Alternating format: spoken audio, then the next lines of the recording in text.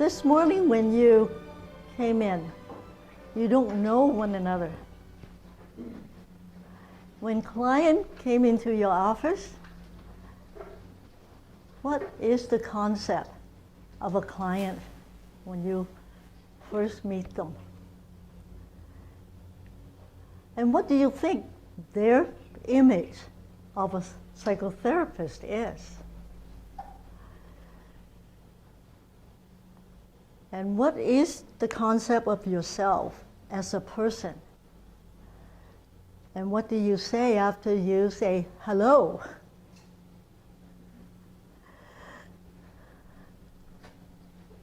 So anything that you do in response to these questions will really impact on your relationship with your client.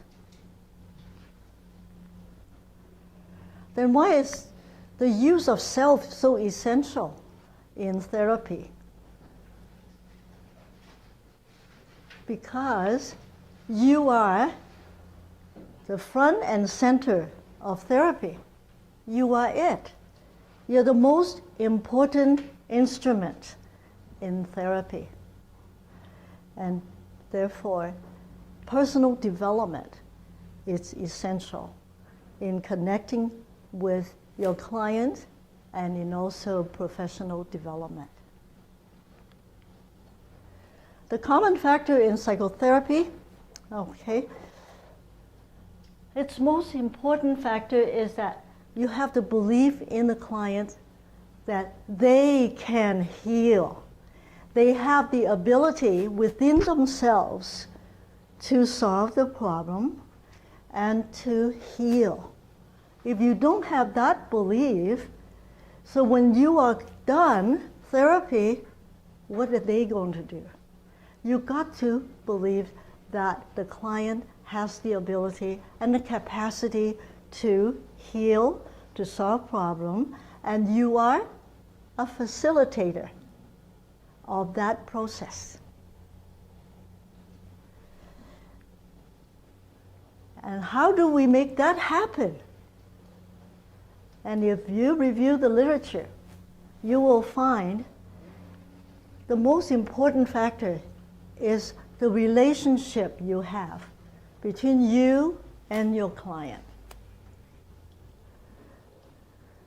So if our relationship with our client is so important, therefore, who you are is very important. Your attributes, your characteristics, your way of approaching life, and the way what you believe in, they all come into play in your relationship, building the relationship with your clients. So what are some of the good attributes of a therapist? I am sure that you agree. You will have to develop the feeling that you can feel how the other person is feeling to a certain extent. And you have to be genuine. You cannot just, play, take a part of just playing, being a good person, understanding. And you have to be comfortable within your own skin. You have to be who you are. And unconditional positive regard from where? From who? Carl Rogers. Right, Carl Rogers. How do you relate to people? That's tricky, isn't it? This morning you have been relating to one another. Do you feel the warmth of the people? And you're not shied away from talking to people. So that has a lot to do with your personality, doesn't it? A lot of people say, I'm an introvert. Now, this is a good question. Can introverts be good psychotherapists? Yeah, of course, of course. And you have to be open. We were talking about how open. So we're going to be talking a little more about how much openness, self-disclosure is effective for the benefits of the client. And what are the downside of it? We're going to talk about that as well. More and more, I am convinced, if our outlook in life is positive, we exude positive energy to other people. And Paul developed this positive psychology 2.0. I'm going to talk a little bit about that. It's so important, your attitude. But it's not pretending. You genuinely feeling there is positive in the future. And people can change for the better. I think that has a lot to do with our worldview and with our concept of what is, a meaningful, fulfilling life. But that's from you. What about your client? And I think if you have the positive outlook, and I think your client will feel it. And what you do will bring about positive changes towards the goals that the client has set. And also because the way who you are, you inspire confidence. Have you had any clients come to you and say, I'm not sure if you could help me. Well, I'll give it a try. How does that make you feel? I say, oh my gosh, I don't think, there is a little bit of a barrier. But that's okay. How do we overcome that to build confidence in the client? Because it's not easy for people to come to you to share their lives, their secrets, and also something that they will not even be aware that they were having problems with. But then we also look at ourselves and just say, all right, we are not perfect. We are human beings. We're making up the same stuff. So what are the negative attributes of a bad therapist? Bad means that ineffective, or sometimes could be harmful, wouldn't it? So, some approaches will say, okay, I'm here to help you. I know all the interventions. I have all the skills. I am going to diagnose what kind of problem is bothering you. And then I'm going to suggest some intervention so that it will get rid of these symptoms. Is that what you believe that psychotherapy is? We are more than just, having problem because of the symptoms. And we need to deal with more internal, and we need to deal with the cognitive part, the conscious part, and also the things that is behind, underneath the unconscious. There are a lot more stuff in the unconscious than we acting out, living every day in the conscious realm. I love that picture with the iceberg. The problem, everyday living, is just a tip of the iceberg. Underneath, there's huge, huge stuff that we don't even we're definitely not aware of.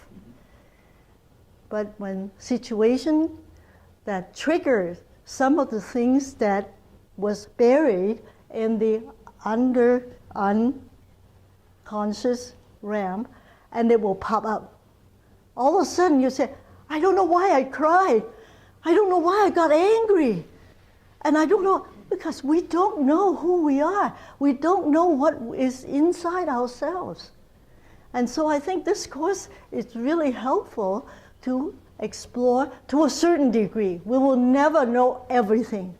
hidden or behind, because our behavior is what? A result of three things, I always say. Genetics. Yeah, personality characteristics. I don't think we could completely change our genetic makeup, but we could modify it consciously.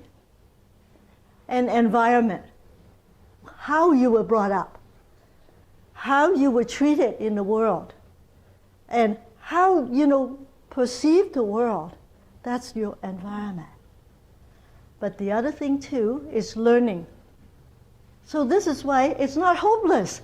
If genetically make me difficult to relate to people, I can create an environment that helps me, or I can learn, right? So our behavior is a result of genetics, environment, and learning.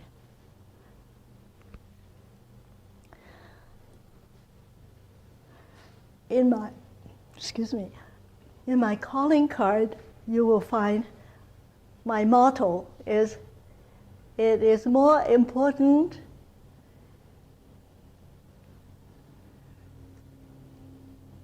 I'll read it to you.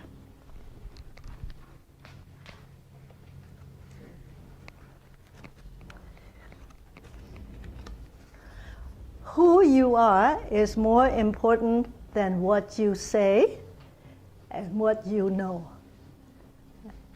And I hope by the end of this course, I want you to create a motto for yourself if you haven't got one. Okay? It is good. Then it kind of give you a sense of what am I doing, and what do I believe in? How would I be perceived by my clients, by my supervisees, by my colleagues? Now, some people will hide behind the professional mask, right?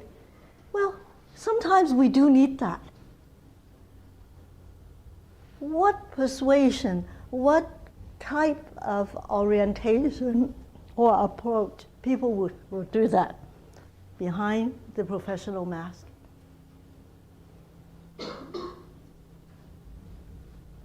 Maybe the approach that I can fix you by giving you homework, right? But you could deal with only symptoms that way, but you don't relate. And like how many people have clients coming in, 45 minutes, look at the watch, time to go, right? It's a case, because the world is very needy. People will come in for all kinds of reasons. And if you pack your day with clients, that you really don't, you don't treat them like a person in depth. And I always tell my supervisees when they go to practicum, don't take 7 clients a day. They usually take 3 in the morning? No, 4 in the morning, 3 in the afternoon. I think you're exhausted. Your clients don't get the time that they need to explore and to feel. And also for you, switching your mind from one case to another, read the past notes, right? And write some notes and then say goodbye. Is that psychotherapy? Maybe a little bit of changing symptoms. I'm not knocking it. I mean, it is helpful as long as you have a human listening to you. Of course, it heals. And as we said, we trust the client themselves could heal and how much they can distill from the conversation, from the session. But still, I think rushing isn't the way that I would like to do. And I always feel that my supervisees need time to collect themselves, to take a break. And so you have to adjust in your practice, how many. Some cases are easier and some are, deeper. And that is flexibility, isn't it? Like what we practice here. Bonnie needs a desk. we say, okay, you can have a desk, right? And so that's why, as a practitioner, you have to learn to be flexible. Be able to kind of say, okay, here is a situation. Sometimes you might have clients, it was so easy, right? Everything is black and white and easy to do. But all of a sudden, one day, she came in completely collapsed. And what do? Right? So you have to be able to sense and feel what your clients need here and now. And we talk a little bit more about that next time in the existential approach. And also, sometimes, I don't know how you practice.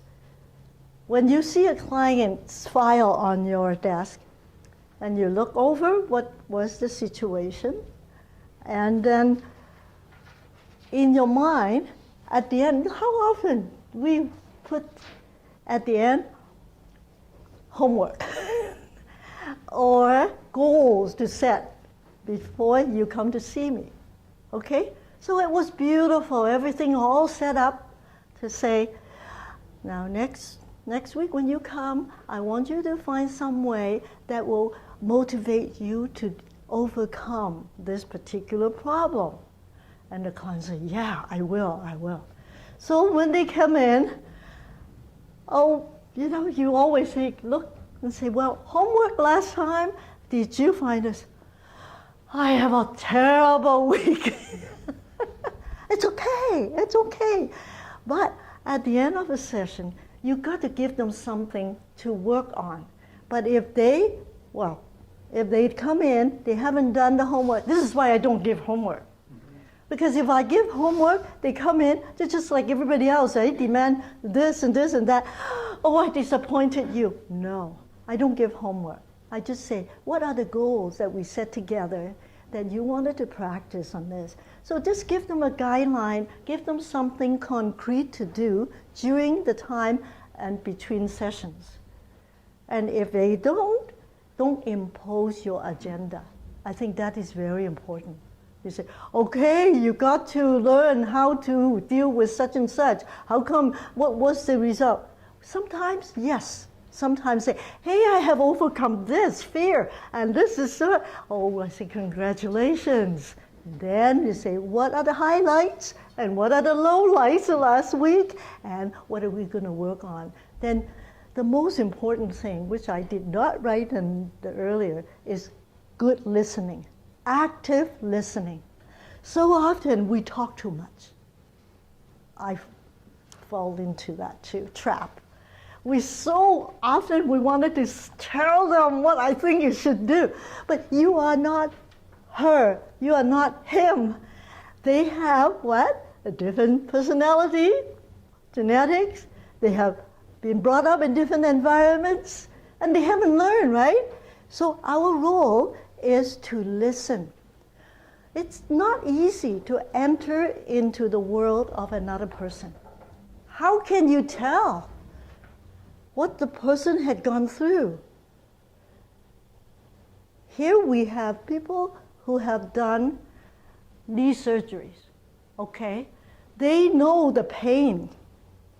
They know the pain that Paul is enduring right now.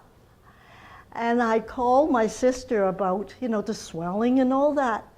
And she told me, she said, Lilian, unless you have gone through it, unless you've gone through and experienced it, you have no idea the kind of pain that we suffer. She had her shoulder replacement. She said, when I came home, I felt that all my bones were broken. And I tried to take pain pills, but I just could not bear that pain.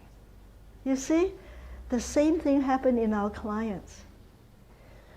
What they have told you is a summary of what had happened to them objectively. But what did they, experience inside them? We could only get a glimpse of it.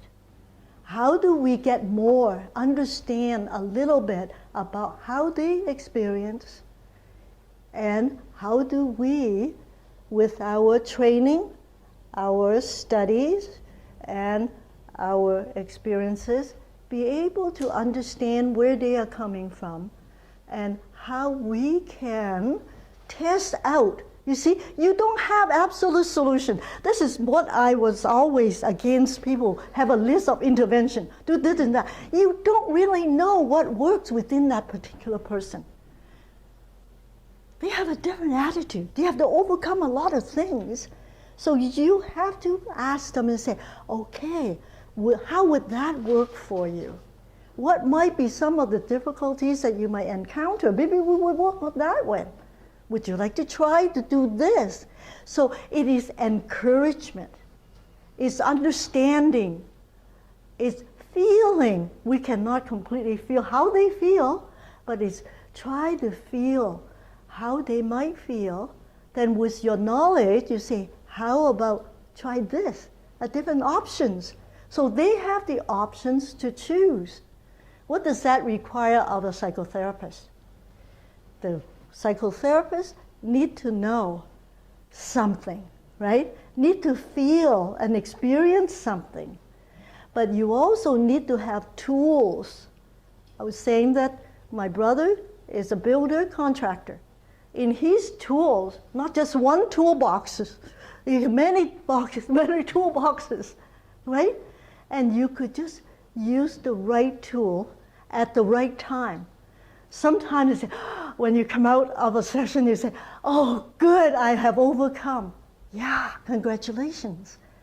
But it might change later on, you know? So as a therapist, you need to be knowledgeable, you need to be flexible, and you need to accept your own limitations. We're going to talk a lot more about that.